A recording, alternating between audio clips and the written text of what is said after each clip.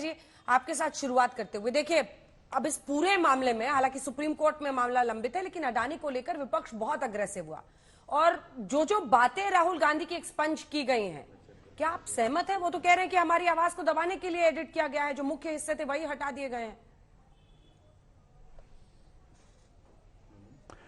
देखिए अंजना जी, पिछली बार आपके डिबेट में मैंने कहा था कि बहुत सोची समझी कैलकुलेटिव राजनीतिक स्ट्रैटेजी है ये, जिसके तहत राहुल गांधी ने तमाम वो भाषण दिया, अडानी पे भाषण दिया, जबकि वो जानते थे कि कोर्ट में मामला लंबित है।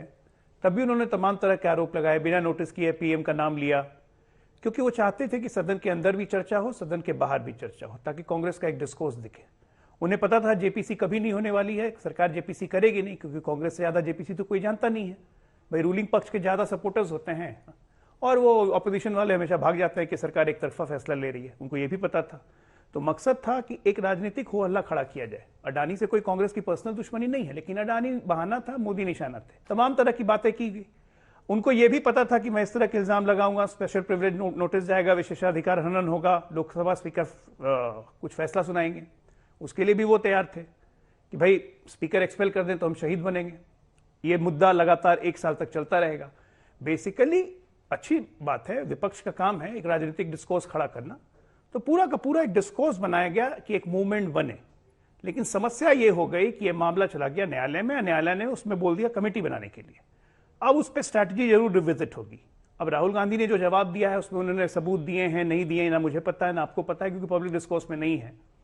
एनीवे, अब ये लोकसभा सचिवालय और माननीय अध्यक्ष का निर्णय होगा कि वो राहुल गांधी पे क्या एक्शन लेते हैं। या तो वार्निंग देके छोड़ देंगे, या 1-2 सेशन के लिए सस्पेंड कर देंगे, या सदस्यता ले लेंगे। ये तो बिल्कुल उनका विशेषाधिकार है।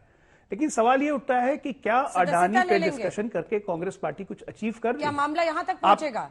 सकता है, मतलब ये तो निशिकांत दुबे ने कहा था ऐसा पहुंच सकता है, मतलब ये बिल्कुल ऑप्शंस में है। ये ऑप्शंस में है, विशेषाधिकार समिति के ऑप्शंस में होता है, अध्यक्ष का निर्णय होता है। हो सकता है सस्पेंड ही कर दें 2 सेशन के लिए, तब तो ऐसे भी सदस्यता रहे चाहे नहीं रहे कोई फर्क नहीं पड़ता, क्योंकि लोकसभा तो खत्म हो जाएगी दिसंबर के बाद, इंटरिम बजट होने के बाद। तो वो ये विशेषाधिकार अध्यक्ष जी का, उन्हीं पे छोड़ते हैं, हम लोग संभावनाएं व्यक्त कर सकते हैं। बात है कि आप डिस्कोर्स, जिस डिस्कोर्स को आप लेने की बात कर रही हैं, ये आने वाले भविष्य में कांग्रेस को कितना फायदा देता है। क्योंकि जो शेयर बाजार फॉलो करते हैं, जो देखते हैं, तो उन्होंने ये भी देखा कि पिछले 7 दिन के अंदर अडानी के शेयर तो 75% लगभग रिकवर कर गए। सिर्फ 2-3 ही शेयर्स अभी गिरे हुए हैं, बाकी सब शेयर रिकवर कर गए। तो अगर हिंडनबर्ग की रिपोर्ट इतनी सच्ची है, तो इन्वेस्टर्स का कॉन्फिडेंस कैसे बना हुआ है? अडानी ने अपना क्वार्टरली अभी रिजल्ट जारी किया, 850 करोड़ प्रॉफिट में जा रही है, कैश बुक्स बैलेंस शीट सब मेंटेन है। तो कहीं ऐसा ना हो कि ये भी आरोप औंधे मुंह गिरे, क्योंकि अडानी, मैं फिर भी पहले भी कह रहा था कि देश के इंडस्ट्रियल क्लाइमेट को खराब करने की कोशिश नहीं करना चाहिए। अपनी राजनीति फेंकिए, लेकिन not at the cost of किसी इंडस्ट्रियलिस्ट। ठीक है, आप इंडस्ट्रियल क्लाइमेट को क्या खराब कर रहे हैं at the cost of N industrialist? Adani पर अभी भी अड़े हुए हैं, भिड़े हुए हैं राहुल गांधी। सुप्रिया जी, इसके बाद घनश्याम जी फौरन आ रही हो। साहब, मुझे थोड़ी सी हंसी आई, और हंसी इस बात की आई कि अडानी के शेयर की कितनी चिंता है यहां पर लोगों को कि रिकवर हो गए। प्रभु, मार्केट कैप इरोजन नाम की चीज सुनी है? टाइम वैल्यू ऑफ रुपी नाम का कॉन्सेप्ट सुना है? मार्क टू मार्केट का कॉन्सेप्ट सुना है? कितना मार्केट, बीच में मत बोलिए प्लीज, कितना मार्केट कैप इरोजन हुआ है वो भी बताइए। अडानी का रिजल्ट आप बहुत ट्रैक कर रहे हैं, अच्छा लगा आपकी रुचि देखकर। अडानी के शेयर्स में थोड़ी ज्यादा तफ्तीश आपकी और अडानी की भी होनी चाहिए। अडानी के कैश बुक्स की बात कर रहे हैं। आउटलुक कम्युनिटी सिर्फ एक चीज देखती है, और वो होता है रेवेन्यू आउटलुक, रेवेन्यू प्रोजेक्शन। 20 साल ये काम किया है, रेवेन्यू प्रोजेक्शन हर बिजनेस में अडानी एंटरप्राइजेस ने नीचे दिखाया है। ये असलियत है अडानी की आज की तारीख में। अरे कौन भौंक रहा है ये बदतमीज? उनको पता है कि वो फंस गए, उनको पता है कि लिक्विडिटी प्रॉब्लम्स होंगी, उनको पता है कि बिजनेस ठप होगा, और इसीलिए सारा का सारा आउटलुक प्रोजेक्शन नीचे किया है। अगर रुचि रखते हैं तो सही नंबर्स ट्रैक करना सीखिए, आपके लिए भी। अगर हर पैसा लगाते हैं अडानी में तो हितकर रहेगा। एक चीज लेकिन अंजना जी ने मुझे बहुत स्तब्ध किया। अंजना जी, मुझे यहां पर ये कहते कहते कह गए, ये तो भाजपा के से ज्यादा लॉयल भाजपा के प्रवक्ता है, मेरे को जानता नहीं है ये प्रवक्ता है। ये कहते कहते कह गए कि राहुल जी की सदस्यता रद्द हो जाएगी।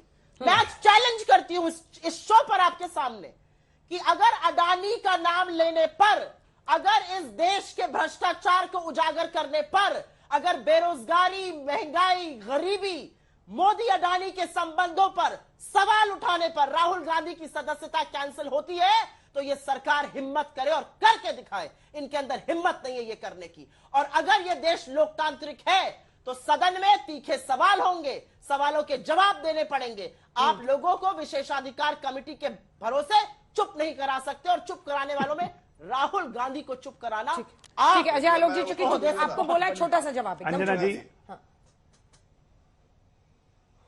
छोटा सा। अंजना जी, शहादत हुई नहीं, शहीद बने नहीं, शहादत का मजा अभी से लेने लगे। भाई मैंने कब कहा कि सस्ता जाएगी? मैं संभावना व्यक्त कर रहा था। दूसरी बात, 30 साल आपने इसमें काम किया है, मार्केट रेगुलेशन में बहुत मार्केट जानती हैं, तो आप कांग्रेस की प्रवक्ता भी इतने सालों से हैं।